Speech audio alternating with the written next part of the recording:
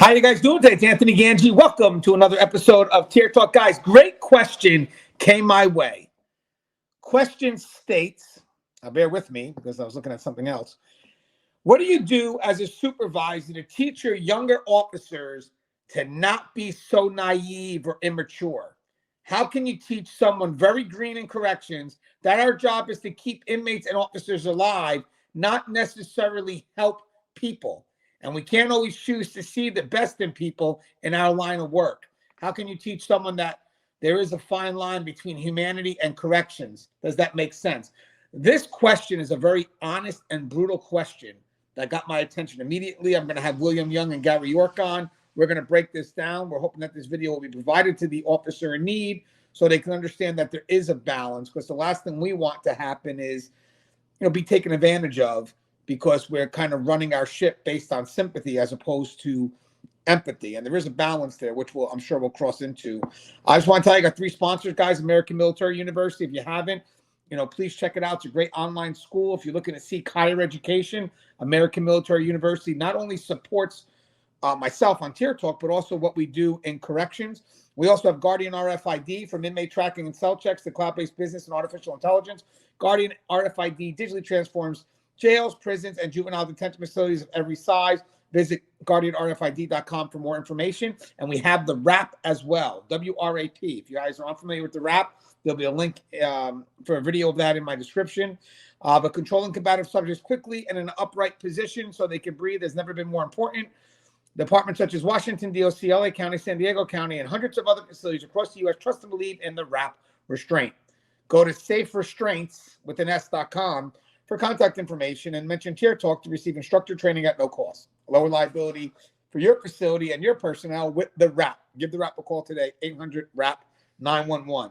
So right now, I'm going to introduce our guest. We have the founder of Just Corrections, a fellow YouTube influencer and an advocate for those suffering through mental health concerns in corrections. He's definitely got a great voice, leads the way, pioneering positive change that can help benefit our system, our workers in the system, and it is William Young. What's up, How you doing? How you doing, Anthony? How you doing, my fellow Tier Talkians out there in YouTube land? You like that, Tier Talkians? I missed that, man. I missed that. I haven't heard that one. Hey, so good news. Me, Will, possibly Gary York, a bunch of us.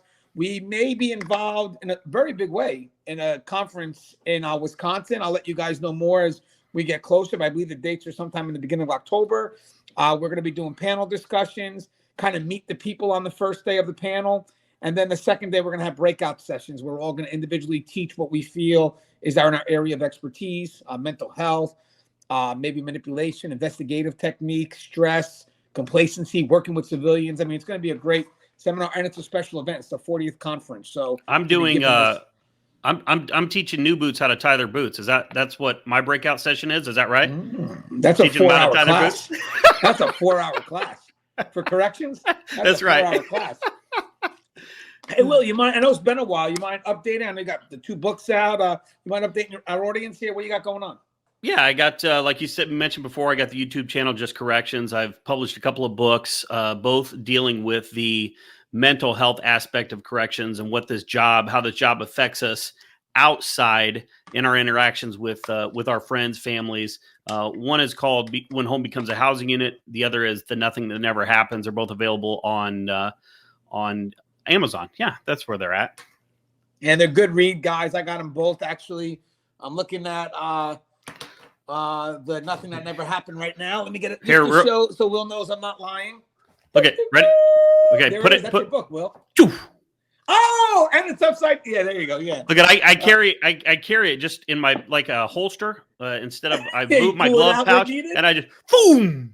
And these are books that change lives.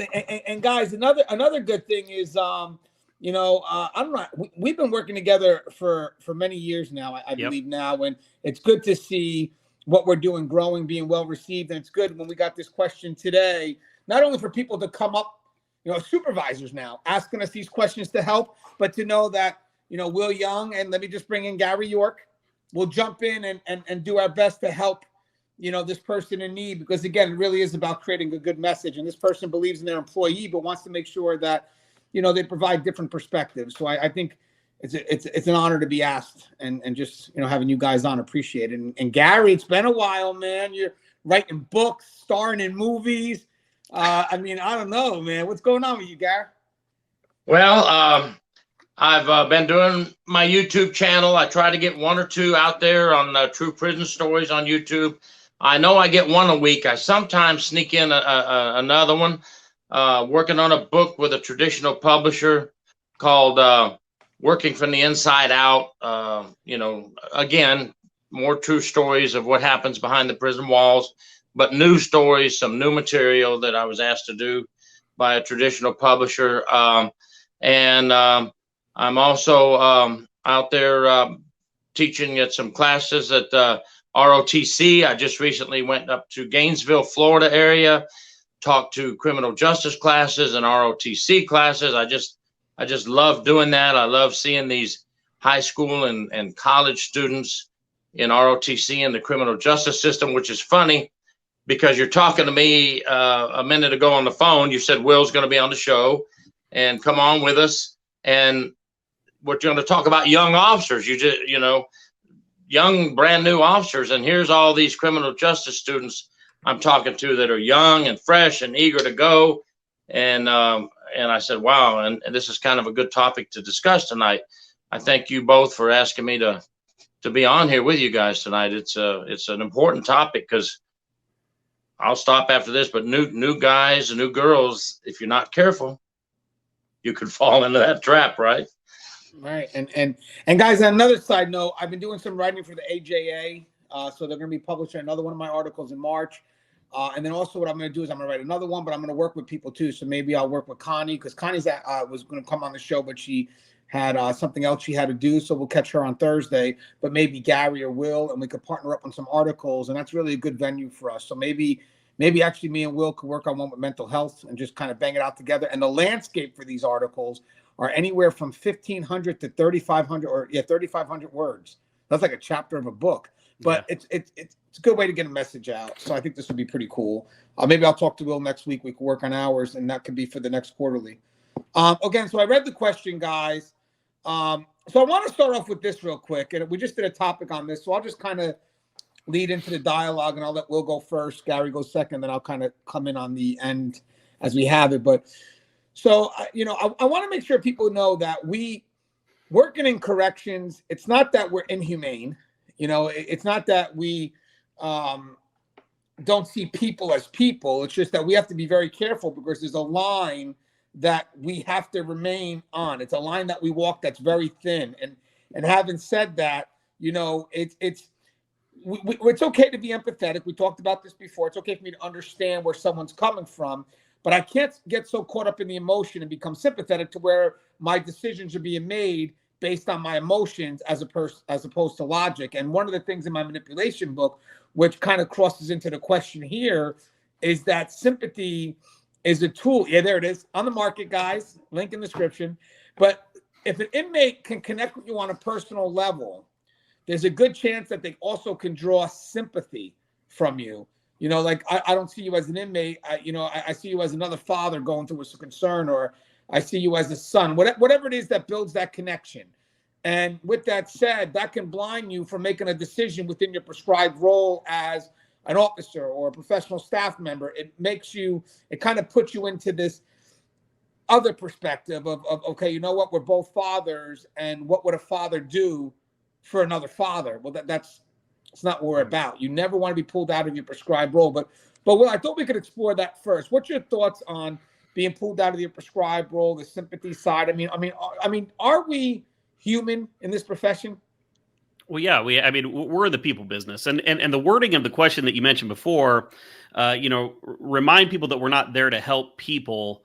I was like, man, we kind of do though. But what I want, I guess what you need to first of all realize is who you're dealing with, right? Who your audience is, who the population of people that you're working with is, and then like Anthony said, you may be father, they may be father, but that's not the capacity that you're dealing with them. And so you need to understand that there is a line that you cannot cross, right? This guy's a father or this gal is a mother, but they've also done some some things that society has said, hey, we need to set you aside for a while. And they've had some behavior over the course of their life and over the course of their incarceration that maybe you need to pay attention to where you can't let your guard down. You can't treat them the same way as you would treat your neighbor or a person that you know at church, right? So you have to, we're always helping people, right? We always help them work through the programs that they're in, through the system that they're working through. As correctional officers, I think we play an intricate role in their rehabilitation process and whatever they're working on. But you have to remember who you're dealing with, right? And kind of the picture that comes to mind is, and there's really not a good analogy, right? Because I was thinking like alligator wrestler or those people that tame snakes, but I don't want to give the perception that there's a person versus an animal, because we're all people, right? But the thing is, when you deal with some of these people who have done some not so nice things, and they have been over the course of their life, been able to manipulate and extort and exploit people, you want to always keep that barrier and understand that the end goal is not for them to connect with you on a father-to-father level. The end goal for them is to get whatever they want out of you. And so when you put yourself out there, when you maybe blur that line a little bit, it's to their benefit, and it has no benefit to you. In fact, it'll hurt you, it'll get you caught up, and it'll set you up, like Anthony's talked about, for manipulation. Right, and I want to say something too, because you made a good point. So when I said that the question was brutally honest, and it's good that you brought this up, Will, it's the extreme, as right. opposed to when I said we walk a line. It is a fine line, but it's not. I mean, you could have the extreme on either end. I'm too soft, or I'm too hard and unforgiving. So the person does mention in their question that our job is to keep inmates and officers alive, not necessarily help people. You're right. So I'm not 100% in agreement with how that question is posed, but I do understand where there's a universal precaution here where, if she feels that this person is not able to walk the line at this time, then I got to push this person to this side, and then gradually, because believe it or not, this line is not for everyone. I mean, some people may just feel safe and just, hey, this is what I'm about. I'm custody, I'm safety and security. I'm not here to have added dialogue. And technically, I'm not 100% fan of it. But having said that, if that's what you need to do to keep the line where it is, all right. But having said that, as you start to develop discretion, you start to understand that your role is a lot bigger than just safety and security. You are involved, like Will said, in the rehabilitative process. You're a positive role model. You could set expectations. So there are levels of interactions that you'll have that are, meant to help the individuals that behind the wall. But if you're unconcerned because this person isn't ready to walk that line, then I get the aggressive side of how the question's asked. Like this line is steady, man. And when you're ready to walk it, it really does take some experience. You really got to know the type of people that you're dealing with, like Will said. And if you're not ready, then I get it. You may want to push that person towards the, hey, as of right now, until you can learn the dynamics, until you can learn how to deal with this type of population and develop some defense to some extent, right. You may want to just stay on this side and kind of observe the interactions of the more senior staff. Hey, Gary, what's your thoughts on how she poses the question, and then kind of, Will's thoughts on, basically, is that an aggressive perspective?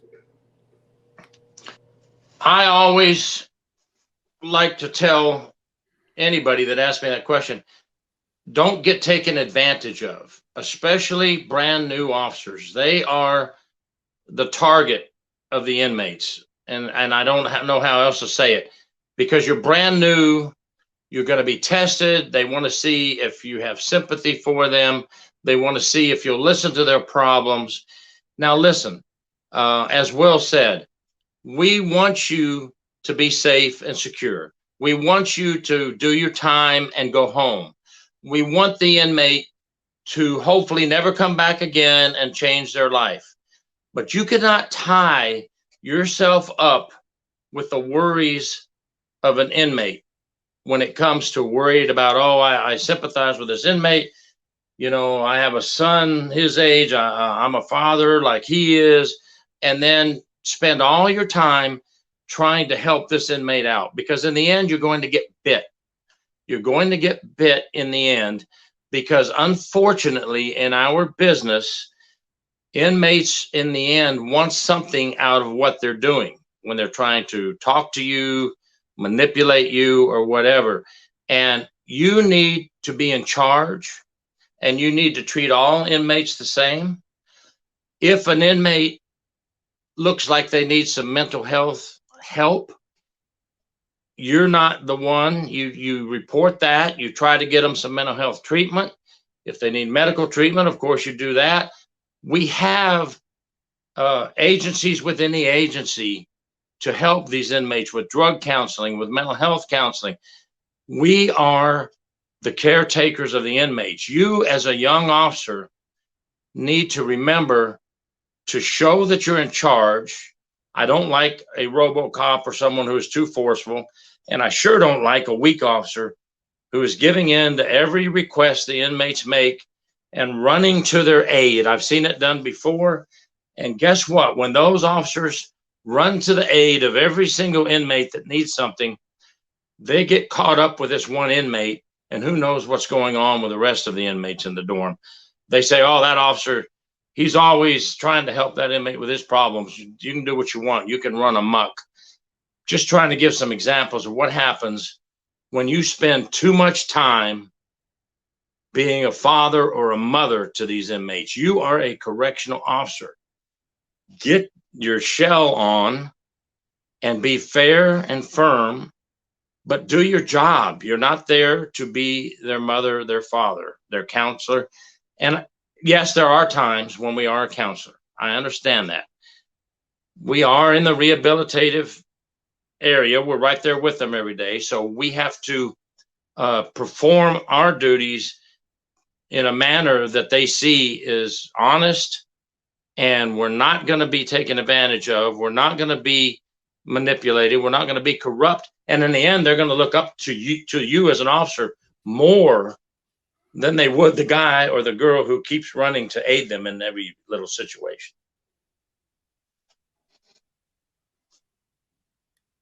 You're muted, brother. Can't hear you, Anthony. And by the way, the avenue that we're talking about, thanks, man.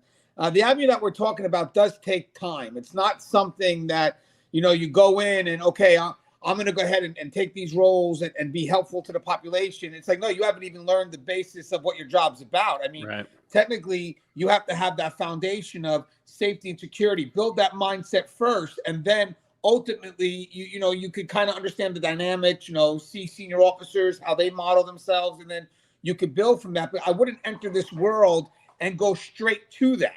I don't believe that's something you're ready for. I believe that, again, you still have to get that foundation. But she does mention the word immature, naive. I do agree with naive. I'm not going to say immature, because immature is usually someone that has selfish motives. So I don't see someone that wears their heart on their sleeve as someone that's selfish, because that's someone that is highly connected to the emotions of someone else. And unfortunately, that's where naive comes in now. The point where is I'm so connected to this individual that their problems have now become the excuses for me to justify their bad behavior. Right. That's another thing. If you find yourself that you're dealing with inmates that, are making foolish mistakes, and then you wind up justifying those foolish mistakes because, well, you know what, their father and their kids just, got taken away. And I know we had to take away their visits, but this is the only time. It's like, you're not responsible for their actions. So I think the other avenue I'd like to add, and I'll go with Will first here, is that I think when you also cross into that sympathetic line and you become naive, kind of touches on what Gary said too, you start feeling yourself responsible for some of the negative behaviors that they're committing themselves to. And that's part of their game of playing that sympathetic role. Like, I know that if you wrote me up, I can't see my children today. It's like, right. Yeah, but you got yourself written up. I'm reacting to what you're doing, and you're making it sound like I just decided to not have you see your kids today. So do you believe that occurs, the justifying of the behavior when you start getting connected to emotionally? I think that in the beginning, you don't even understand the behavior. So I like the word immature in this, because you're immature in your knowledge of what this world that you're becoming a part of is actually doing, right? So yeah, great when point. I remember great perspective. right. I I remember agree with that. when I started that I would have inmates come up to me and they would say, "Hey, I was just sitting at home on my couch watching TV and the feds kicked in my door." And their stories are so convincing, and the way they treat you with such, respect, and I got scared to watch TV on my couch thinking the feds were going to kick in my door. And I'm looking at these guys and I'm thinking, how did they end up here? They weren't doing anything, or why are they in jail or prison for this amount of time? Because they did, and so if you listen to all of that and listen to their side of the story and not understand, because you don't have the history, right? You're only 6 months on the job, a year on the job, day one on the job, they start on you really. You don't understand that. And I remember the guy that said, "Hey, I'm just here." We used to have this big thing called ghost dope, and I wasn't really even doing anything, and now I'm in jail. Well, fast forward 5 years later, this guy is sitting in prison for the rest of his life for murder, and so his behavior escalated, and then I start to learn more about his circumstances as I go on in my career, and so you have to understand that you're coming into this field right in the middle of their life story, right in the middle of this long history of corrections and incarceration. And so what's happening today is just what they want to present you with today. And so as a new officer, you have to understand that you cannot take what they say as face value. Now, I'm not saying that that everybody inside is lying, that everybody inside is manipulating, but I'm saying when the margin of error is you die or don't die, how do you want to look at this? Do you want to assume that the guy is not telling you the whole truth and maintain that safe professional boundary, maintain that safe distance? We talk about reactionary gap when we're talking about physical safety, right? Do you want to do that? Or do you want to get way too close to this individual and then them end up, making you lose your job, assaulting you, killing you? I mean, that's what we're talking about, right? So in the question, when she says, we're here to keep inmates and officers alive and not necessarily help people, that's what a newer officer needs to understand, that your very first priority is to get you and your fellow officers home safely. If that inmate doesn't get the help that you feel that they deserve, but you go home safe, then that's the job, brother. If you helping that individual puts your life or your coworker's life in jeopardy or in danger in some way, then it's not really helping. It's not worth, and it's not what we're there to provide, if that makes sense. No, it makes 100%. You know what's funny? I got to then just give you credit on the immature. I wasn't thinking of the immature as the knowledge. So again, I thought I was thinking of more of immature based on emotion. Right. Well, that could be it too. I mean, you go in and you're like, and when I speak to new hire classes, they say, I say, "What are you here for?" And people are like, "Well, I think I want to be here to help people." And a little part of me is like, "Oh man, is this person going to be set up? Is this person going to put them?" Because there's different ways to help people, right? And if you get into corrections with the goal of later wanting to get into counseling or maybe probation, because I'll even say it's different when you work inside versus like the community side of corrections or probation side of corrections, because then you are a little more involved in what their daily routine looks like. But inside, your job is not to help them find employment. Your job is not to, make sure they get home to see their kids. I mean, your job is to maintain the safety and the security of the facility. And then everything else after that kind of falls into place. So I think immature is a great way to describe newer officers coming in, especially, and I think Gary will agree. I mean, I'm sure in some of my opinions, I'll be immature as to what Gary knows and what Gary's seen. So, I mean, I think that's a great way to look at it. And if the officer coming in a week, 2 weeks, a month, a year thinks they have it all figured out, then that is a very immature way to look at it and a very dangerous way to look at it too. Yeah, and thanks, because you learn something new every episode. I mean, I got the perspective, the immature related to the knowledge, and I like what we're talking about first. Discover the foundation as an officer, and then once you get it, because for me, the foundation of an officer, let's say, besides being firm, fair, consistent, is probably for me giving inmates expectations. This is what we expect, structure, and accountability. Right. Again, that's still an effort to help, but look at the foundation of that. It means that if you don't, you're going to be held accountable. And we do have these expectations of you, and you got to meet those expectations, but I love the foundation aspect. Like you said, I do get worried when someone comes in and says, I'm going to come in this profession and I'm going to help somebody, because the first thing I'm thinking about is, wow, this person is coming in as a CO, but may not understand at first what it means to be a CO before you can help that person with a CO's perspective. Now, later on, if I had a CO coming to me at 20 years and saying, hey, Gans, hold on, let me just help this inmate, that's a lot different. Because now I got someone that's got 20 years of a CO's perspective saying I'm going to help that individual. So, yeah, I agree with that. Hey, Gary, what's your thoughts on this? Well, I just want to add that a lot of new officers have no clue what is happening around them. When they are being sympathetic to another inmate's needs and they cater to a certain inmate, sometimes they'll cater to one or two of the inmates in the dorm.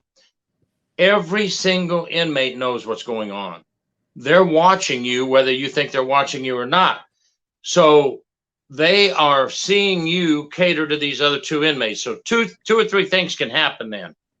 They'll approach you one day and ask for something.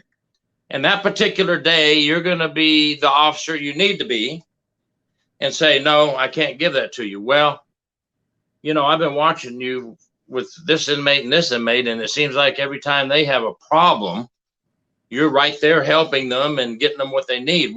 Why am I different? Now, what are you going to do? All the other inmates are looking at you like, we want exactly what those inmates are getting. You're supposed to treat us all the same. And another thing that's going to happen is they may not approach you that way. They may go to the two inmates or the inmate that you're always worried about and always catering to, because you have a feeling for them and you feel like you can help them. And they say, look, we know your boy over there or your girl, whether it's male or female officer. They won't do it for me, but they'll do it for you. This is what we need. We need to be let out a little extra today. The top tier comes out for 2 hours and the bottom tier comes out for 2 hours. Get us a few more minutes extra out of the cells today. They'll do it for you. They'll do it for you. You're being played on all ends. The inmates are all eyes on you. They know what you're doing, even though you think you're doing a great job. They know you're not doing the job you're supposed to be doing. You've got to keep that in mind. It's not just your coworkers and your supervisors that know, it's the inmates that know. And William hit it on the nose. What does that do now when you're in the predicament I just described? You are messing up the safety and security of the jail or the prison and placing people in jail. Guys, yeah, but you're right, Gary. The thing is, guys, is that we kind of brought it first. I wanted to do the officer's perspective, kind of telling you that there's a line, but are you ready for it? And if not, if you're going to have to walk on one side, it's not going to be on the softer side. It's got to be on. Again, I hate saying it, but it's new. If you're new to this profession, you're going to have to say no 20 million times and then develop discretion. You can't say yes and develop it. You got to say no. So again, if I don't expect you to walk the line at the beginning with finesse, I expect that to be learned. And, so again, if you're coming in thinking that I'm going to help, you're not ready for the line yet. You're not. Right. You're going to have to maneuver, watch how these senior officers interact with the population. Now, with that said, we are dealing with younger staff. Their mentality could be a little bit different. So now let's shift real quick to the supervisor now and what they can do to make sure that they express their concerns to a point where this person is not resistant towards it. So Will, let's start with you. We haven't discussed the supervisor's perspective. How would you approach an officer who I feel may have good intent, even though, we all have good intent, but the behavior is what matters. Let's be honest. My wife could have good intent to make me good food if it tastes like shit. Hey. But yeah, she can't watch this. But the thing is it's the good intent I get. But I would tell the person, I get your intent, but your behavior, man, your behavior is not, it's not consistent with that intent, and now your intent's being a little bit misused. But how would you approach it as a supervisor so you can get the person to want to work with you and not be resistant? I would just give them, I would give them examples and show them, hey, I know what you think that you're doing, and I know what you're trying to do. And yes, we want to try to help these individuals, but this can end up bad for you. And then I would give them examples of officers within your facility, because we all have them, no matter where we work, officers that were set up, that were caught up, that ended up getting, beat up, all of those things. And I would say, hey, do you remember this officer? Or, hey, we had an officer 6 months ago that did this. And although your behavior is not to that extreme yet, you're setting yourself up for this to happen. And as silly as it sounds, I remember one of the things that was talked to me about the most is, hey, don't ever let an inmate use your pen. And then this training lieutenant goes into this story about how loaning an individual your pen ends up, kind of changes into you bringing in drugs in the facility. And you're like, no way, that's never going to happen. But step after step after step after step, it does happen. And like Gary said, when you do one thing for another inmate, other inmates want it. It can lead to them manipulating you. So as a supervisor, I would point out all those things and say, hey, I know that this doesn't make sense to you right now, or I know that you think that you know what's going on. But as somebody with a little more experience who has seen these things happen before, I'm trying to keep you safe. I'm trying to let you know that what you're doing is potentially dangerous. And then I would also have them watch some videos on YouTube. Go to YouTube and just put correctional officer assaulted and see the video after video after video of officers that are just standing there talking to inmates, no worries, routine, like we all do. And then all of a sudden there's 6 officers kicking their ass, or 6 inmates kicking their ass. I mean, this is not that, like you said, the line that we walk is very, very thin. It goes from, nothing happening to fighting for your life really, really quickly. And so this to me would be a teaching moment where I would have to let that individual know, hey, I know that this may seem extreme, but I mean, our interactions here are life and death interactions. And although you don't see it that way now, it could evolve into that if you're not careful. Yeah, and guys, to be honest with you, I like what Will's saying, because for the person who does become resistant, who's not open to the dialogue, of course, they're going to think that's not going to happen to them. And they're the ones that are going to take it as extreme. And I mean, you could show them a million times how much proof is out there of the people that make bad mistakes, and they still won't believe what will happen to them. So again, right. A supervisor could do what you could to emphasize those extremes, but we're going to go back to the officer, and you better be open. This is a supervisor with experience telling you what they've seen. And don't close yourself off thinking it couldn't happen to you, because Gary could tell you story upon story of people that thought the same thing. So I am going to put, onus on the supervisor, yes, but this really goes on the person also listening, making sure that they understand that, hey, you're not entering this dialogue being resistant. You got to be open. This is your supervisor coming in, being constructive in their ways. Now, again, if I was a supervisor and I'm trying to get my thought out, I do want to be constructive. I don't want the person to be resistant. So I'm going to be very careful of what I say. I'm probably not going to accuse. I'm probably just going to, hey, take a walk with me. Let's walk through this together. Because again, if you go to accuse right away, the person becomes resistant and you lose out on the growth that you're trying to get to. This person has to trust you. They have to know that we're going on this journey together, which means that even if it involves you sharing a story, a personal story, so this person knows it's okay to not be perfect, because we've all been through stories, or else how have we learned not to give that inmate a pen? Right. Because someone did, and again, it's a matter of addressing the person and making sure that they don't feel embarrassed in what it is that's happening, and that they trust you, because sometimes you may not be the supervisor to talk to them. We have to realize that too. Not everybody gets along. So you could have great intent, but I don't like you. So having said that, no matter what it is that you have to say, I'm going to be resistant. Not because, it's the right thing. It's because, maybe it's your position. I don't like sergeants, or I don't like supervisors, or, maybe it's better if it comes from one of my peers. I mean, whatever it is, you got to surround the problem, but you have to do it with different perspectives that really know how to get to that person. Hey, Gary, what's your thoughts on, trying to address this person, trying to let them know that there are concerns in their behavior? Well, first of all, you have to let the individual know. You have to say, look, I've been in this business 28 years. I've been through all the trials and tribulations, and you're going to go through them too. It's not an easy road, but the faster you get on board with what's really happening here, inside these walls with these inmates and their manipulation and their tactics and the advantage they want to get over you because they always want something, the sooner you are going to survive this career, the sooner you are going to help save officers and inmates' lives by not making a stupid mistake. And then I would tell them I've made some mistakes, just as I think it was you, Anthony, that mentioned it. And if you can tell them some of the mistakes you made, I think, like you said, Anthony, that makes them feel much more comfortable. Hey, I've got a supervisor here who's not a know-it-all. I've done it all, and I've done it all correctly.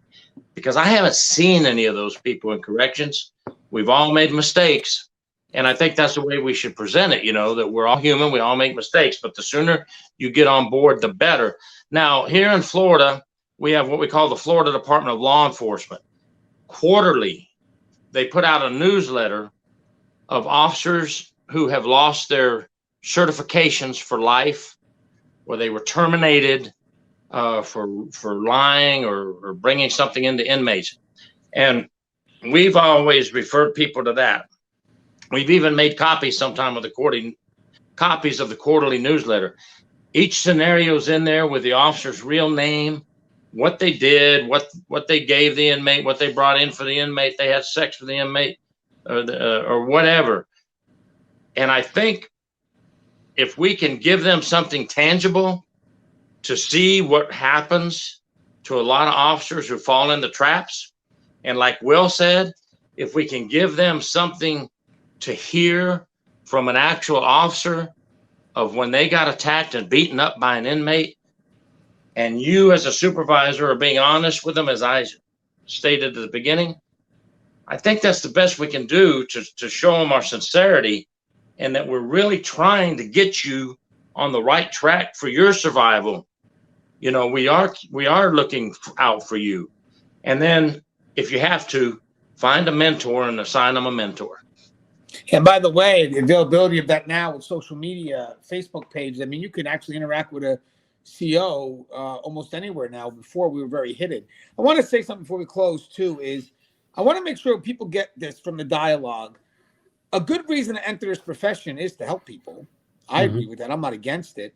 But you still have to understand where that help comes from. Your role cannot shift in the giving of that help.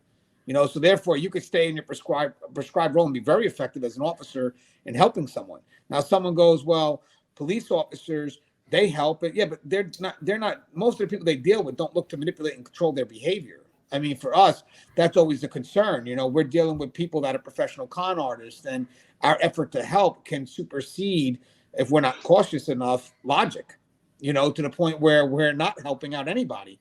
Not us, not the profession. So in my effort to help somebody, I also have to ask myself, how does me helping this inmate help the agency? How does me helping this inmate help my brother and sister who I'm working next to? That's a great way to answer that, because even if I guide an inmate to a program, that's helping my fellow officers, because that's, managing the inmate.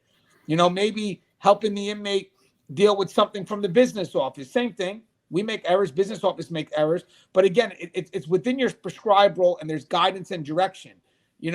Helping an inmate contact their family by bringing in a cell phone, not so helpful to the agency, and not so helpful to your peers, because that cell phone could be used for other things. But again, I want people to know that having a good values, coming in with that belief, and I get it.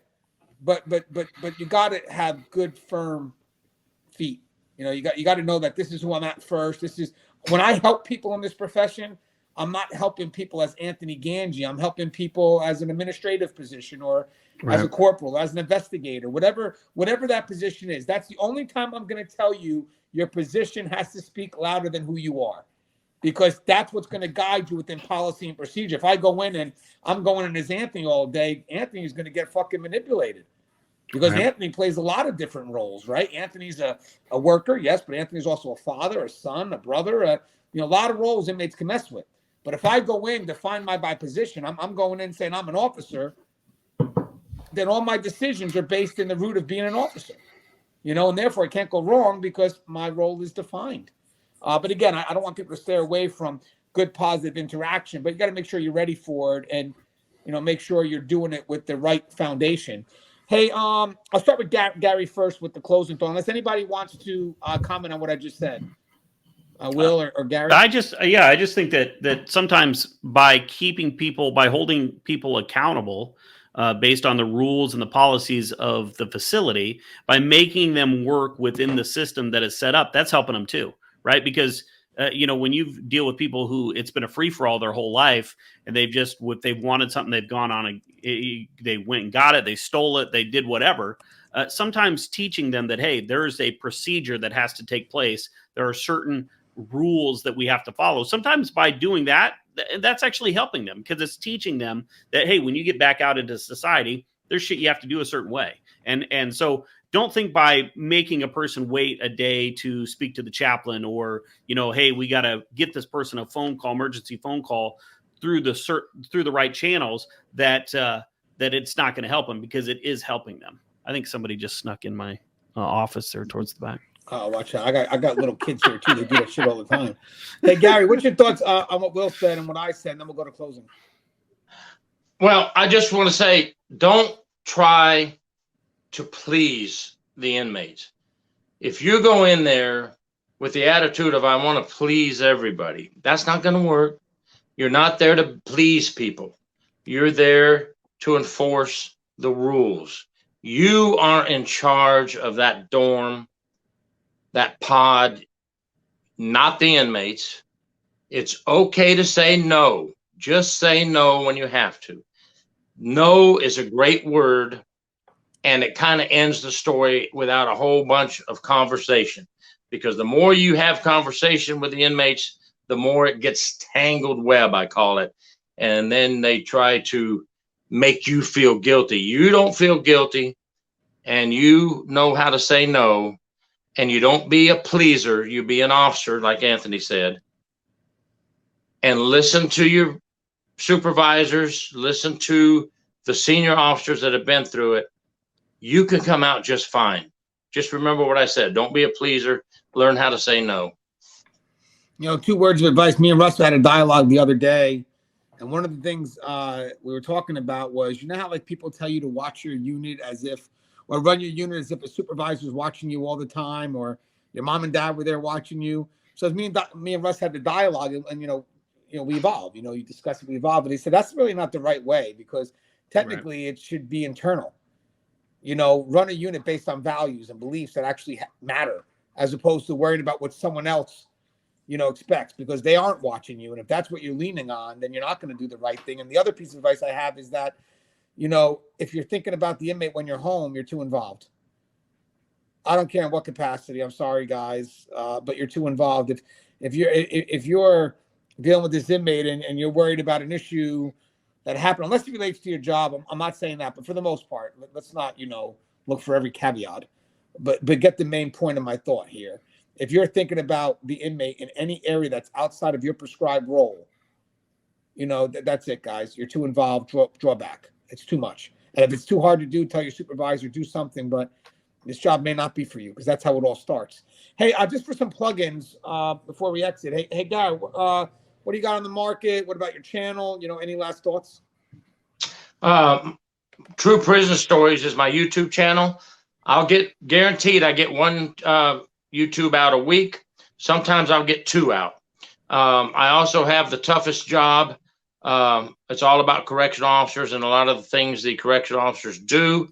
I have one chapter from Anthony in that book as well. I've got William mentioned in the book as well to subscribe to his YouTube channel. I've got Gary Cornelius in there to games inmates play. So I've mentioned a lot of people in that book, The Toughest Job, that are in the business, like the 3 of us are, that you can turn to and go to their channels and watch them. I just want to say also, for you new officers, the Mayor of Kingstown is a new prison show that's out. Nothing on that show is correct about what those people are doing in that prison. For you very young officers, don't get your mind caught up in these stupid shows on TV. Hey, you know what? Maybe what we'll do is, how about we watch it, and then we'll all do a video together. We should. On what's wrong with the show. I'll start watching it. I'll look at it tonight. I guess the it's second terrible. time someone brought it up. Starting with the uniform and what comes out of their mouth, everything. It's wrong. So you know what? Let's do that, and then we'll say what's wrong about the mayor of Kingstown. But we'll do it together as a group. We'll attack it, and but you know, I have to watch it first, and I'm sure it's, you know, it's built for entertainment and not built on reality. Yeah. Hey, Will, plugs. Any closing thoughts? Oh shit! Did you see that? Man, that's my extreme close-up.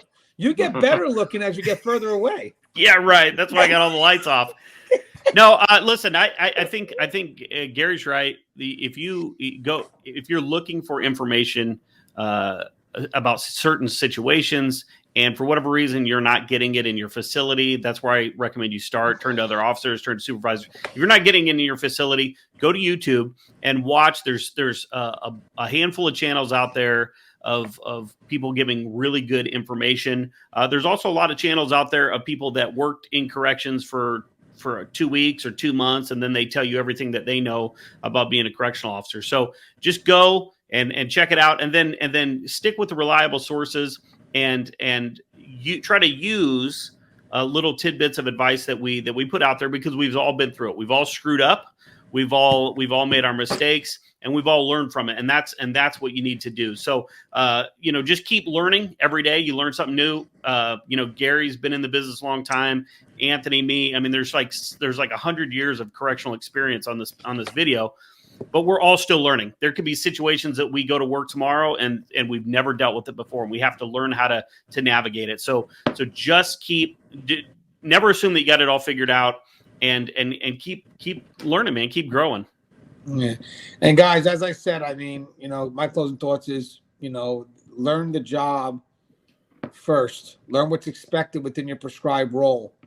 Again, I think the point was really valid when coming in to help first as your primary goal is a lot different than, wanting to help later as your secondary goal. Right.